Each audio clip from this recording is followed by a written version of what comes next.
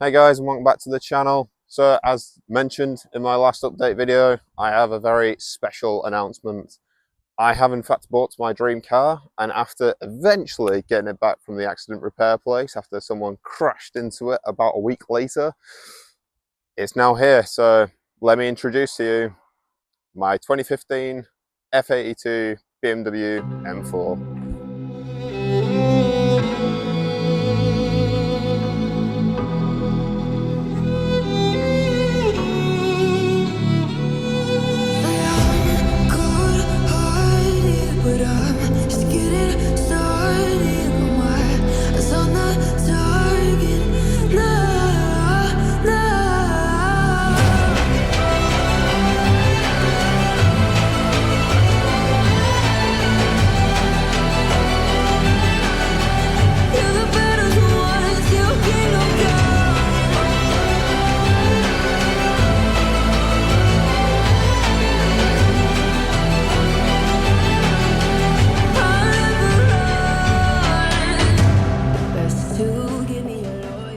So you're probably wondering what happened to the 240. You only had it about a year or so.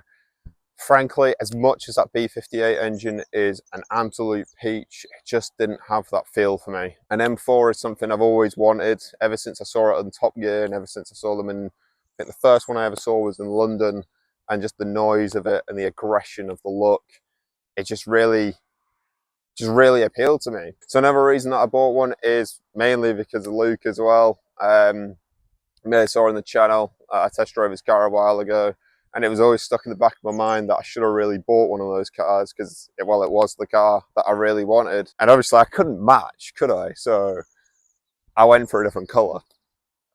This car was also one of the cheapest cars in the country that had not been categorised, and it was also good service history on it as well. The car has also had pretty much brand new tyres put on it. It's had brakes in the last year and a half. Maintenance overall has been very, very regular. And yeah, I thought it was a really good find. If you're wondering what I paid for the car, I'm going to tell you in another video. But for now, let me show you around. As you can see, the front of the car is what stands out. I'd say this and the rear as well. It just looks so aggressive and I absolutely love it. I wasn't quite sure at first with white. Never usually a white car kind of guy, but when I saw this in person, just the pearlescent really stands out in the sun. Maybe not right now because it's dirty, and I don't know about you, but Storm Owen, Owen, that completely covered it in crap.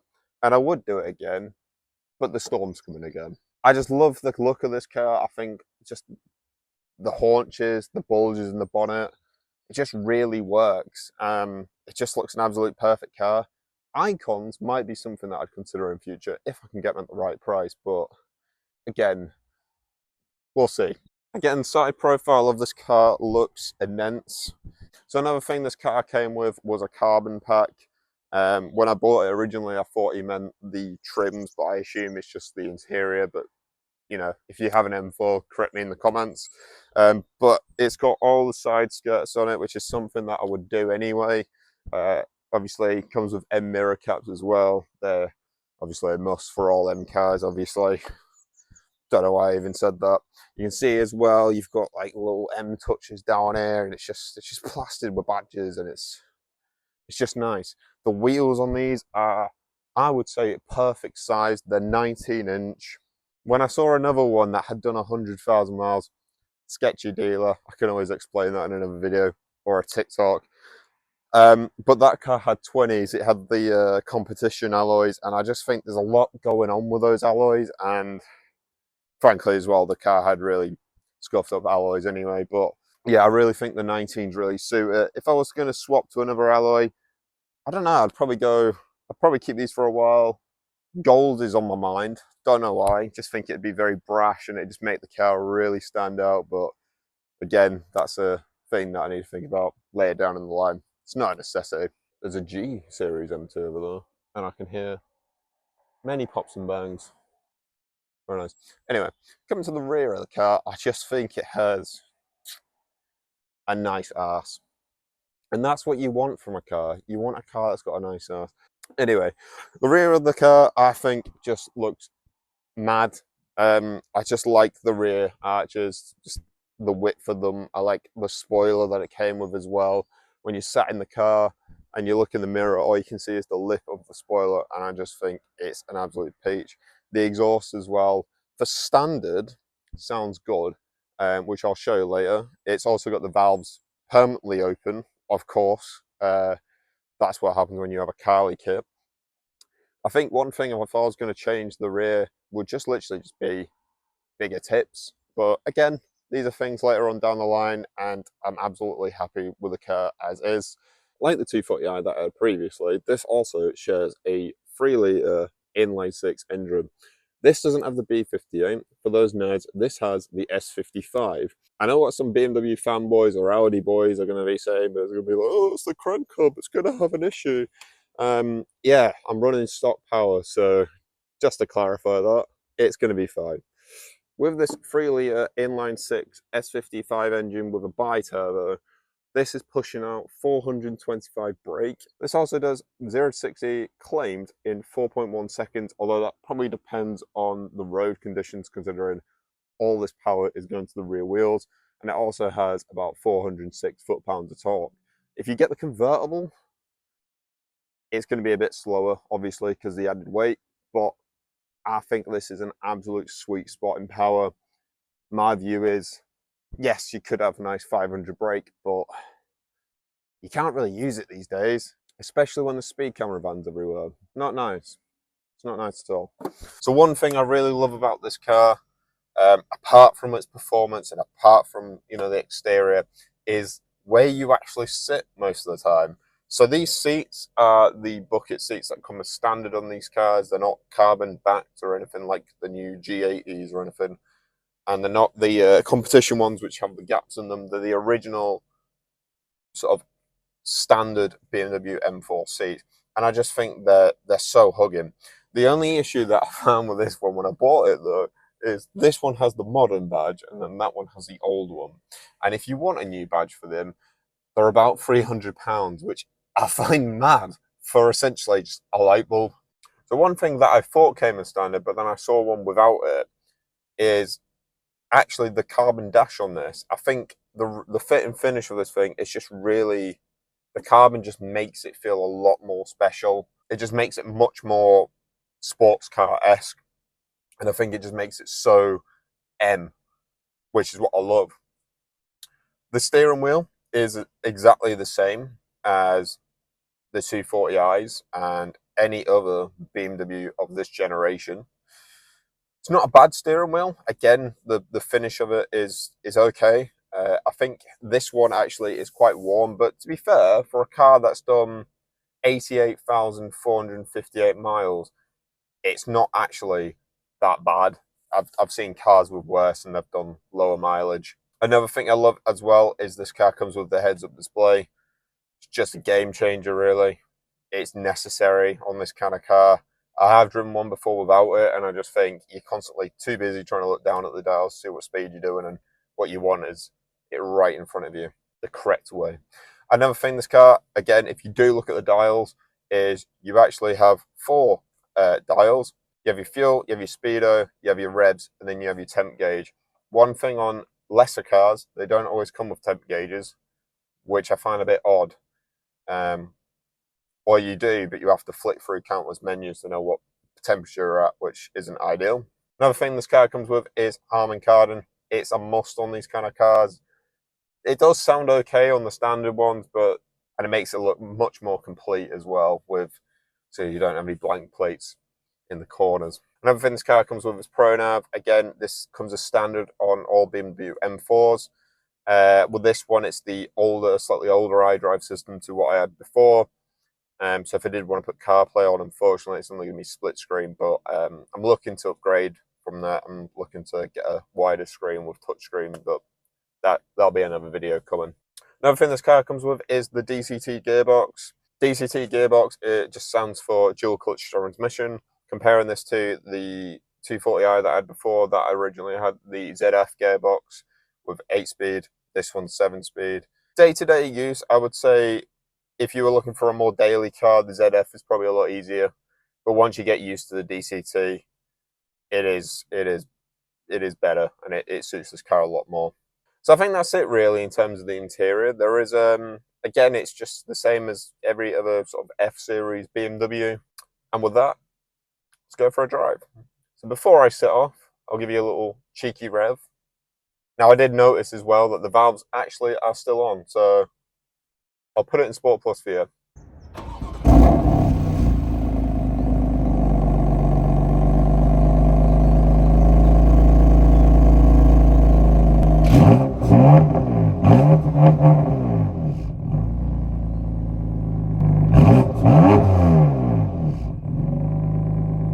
This is going to be one of those parts of the video where I'm going to end up switching from sunglasses to normal, so let's go. Before we set off, let's appreciate this glorious skip. I'd like to give a big shout out to A. Brunton for producing such a wonderful skip. It's truly mesmerising. Beautiful. Anyway, so let's set off. Bit of a jolt. There we go. That's a DCT quirk for you. But it's fine, don't worry. One thing I did notice when I bought this car is it does sound kind of whiny, so I don't know whether I just need to get the gearbox looked into. I've not got the mics on just so you can hear the entire experience, so excuse me if there's a bit more rattle on this one. Let's go. You will be happy to know that if you are very conscious on your fuel, this does come with an efficient mode. When I did pick this car up originally from the repair centre, I saw that it was on a nice healthy 30 miles to the gallon, which, to be fair, if it's only driving up and down the yard, it's no surprise really. Currently I'm doing 27.3, which, to be fair, considering that was the only time I reset it and drove up to Harrogate and back, obviously in and out of sports mode and full M2 mode and everything else. I don't think that's too bad considering it's a 3 litre inline 6 with 425 brake. Day-to-day driving, there is a bit of tyre roar. That road was awful. But this is quite a smooth road, and yeah, you're gonna hear, it's not the most refined car in the world, but again, I feel like that just makes the essence of driving an M4 more M4.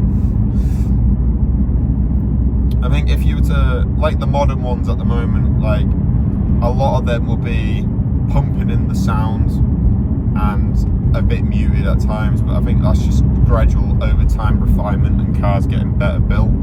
Day-to-day driving, if this is a car that you're looking for, you can manage it. I mean, I don't do too many miles, probably do about 7,000 or 8,000 a year. I work from home, so mostly this car gets driven on a weekend, or to the gym, or to the shops, or whatever, so I don't really go too far in it. If we pop it into full M2 mode, which I think set on this at the moment, is basically everything on minus traction, well, slight slipper traction control, just to give you that confidence to slide it but then not go full beam, if you get what I mean. So we're at a 50 now, we're doing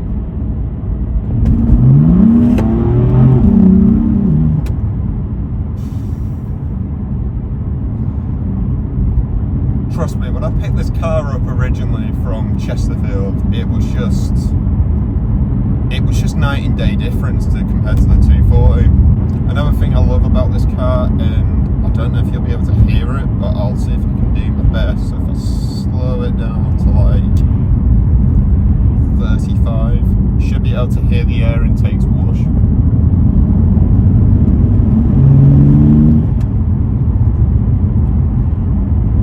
Sounds better in person. It might not come across like that on video, but you get the gist.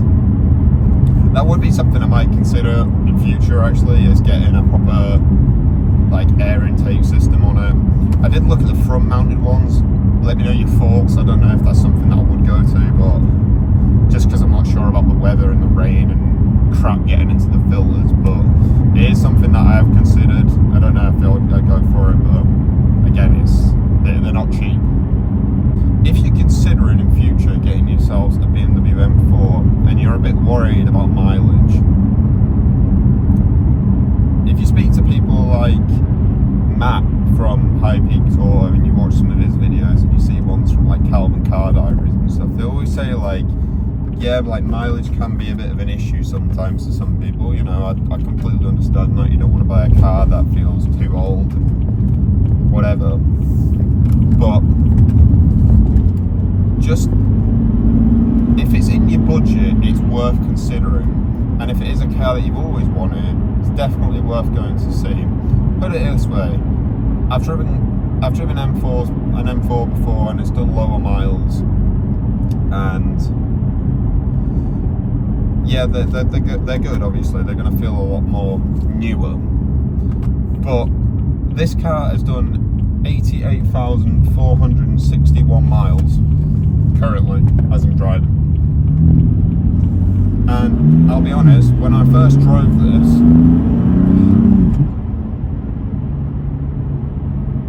too good.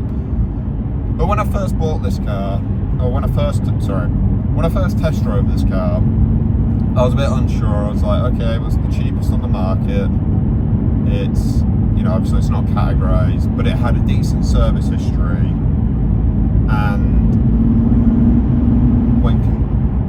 And then when asking questions about tyres and brakes and all those little bits that you don't always think about, it had a lot of that stuff done. And I was like, okay, well, I'll go and test drive it. I'll see what it's like. It's going to be a bit ropey in some places, but I'd be intrigued to see what it's like, because I did drive one before and that had done 110,000 miles.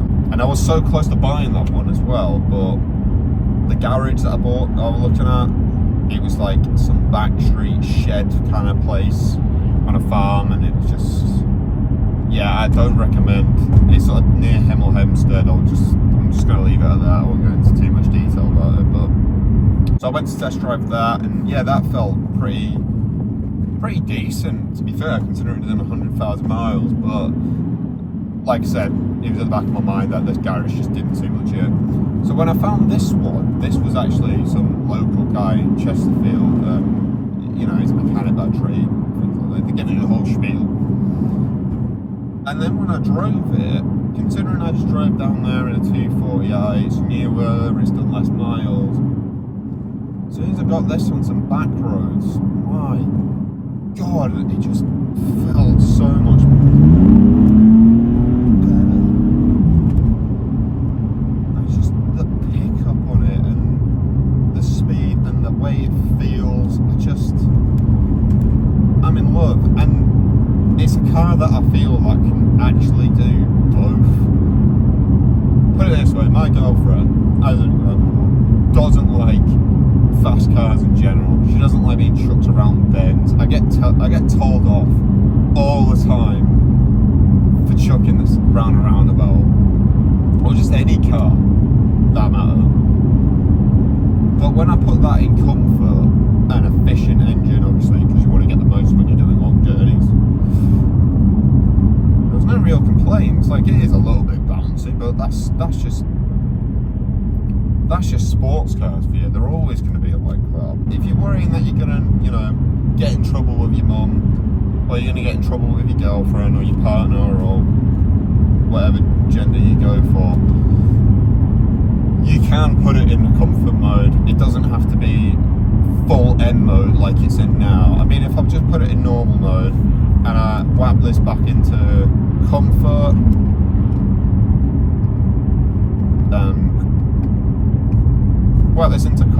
it's now currently an efficient engine, comfort suspension, comfort steering, which makes it a lot lighter, if you're wondering what that means.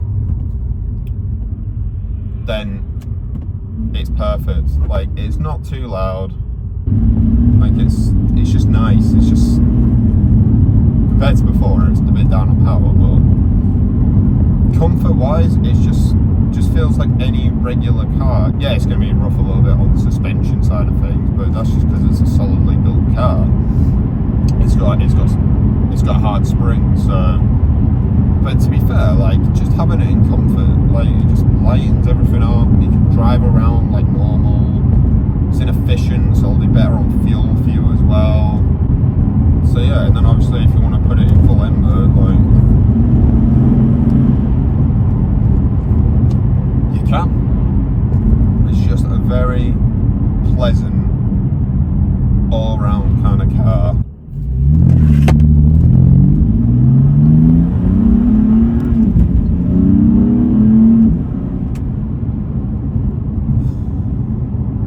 It just launches so well as well.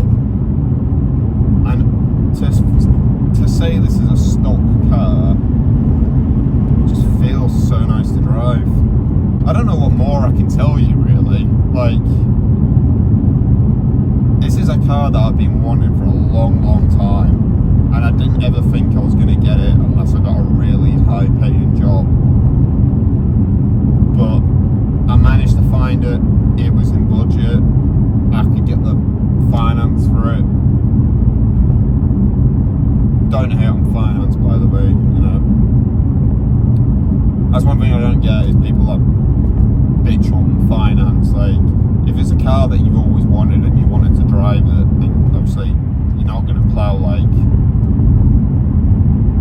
20, 30, 40 grand or whatever on your dream car. Like, just finance, as long as you can afford the finance, it's not a crime, so just get that out of it. The car came into the finance, it worked relatively well on insurance, tax, obviously it's more than a 17 plate, but it's still like 30 a month, which was probably about a tenner or so more than I was paying. I wish I had better mounts for you guys so you could actually see like more of the driving perspective, and that's something that I want to invest in next for the channel. So hopefully next video that I do, I'll try and do a bit of a POV footage for you guys so you know what it's like to drive one of these. If this is a car that you've always wanted, just do your research, have a bit of a budget in mind, whether that's a finance budget or a cash budget. Check your bank as well, they usually do pretty decent bank loans, and just buy an M4, you know, just do it. Do it. My logic when buying this car was, do I fully upgrade? Do I fully upgrade the 240i? In that case, I'd need to get a limited slip diff, I'd need to get coilovers, I'd need to get M4 lower control arms, obviously keep the K-brace, which actually did really help, to be fair. It did stiffen up the back end and make it feel a bit more planted. If you want to get yourself a shameless plug, if you want to get yourself a K-brace, head over to Bath Motorsport and use my code JOSHIN15. Get yourself 50% off your K-brace and any other mods that they do, actually. So yeah, in summary, I don't know what more I can tell you about this car. I'm just plainly in awe of this car still. I'm still loving every moment of it. It's really annoying as well because I literally had it a week. I drove it about three times, and then someone crashed into my friend and sent him sliding into my car. So not ideal, but it's back. I got the car. I'm enjoying every moment of it. So yeah, if you want to get yourself a BMW M4 that's high mileage, don't discourage it. Check it out, do your research, make sure it's got a decent service history. Don't worry too much about crank hubs and all that, unless you really wanted to go like full stage 1, 2 plus whatever you want to do. If that is something that you want to do, just consider just saving some money aside and doing it yourself. But yeah, this is a stock M4. It's done 88,468 miles currently, and yeah, I'm loving it. Loving every second. So I hope you enjoyed that video. I'm going to get some more content on this video at some point as well. So yeah, I'll see you next time.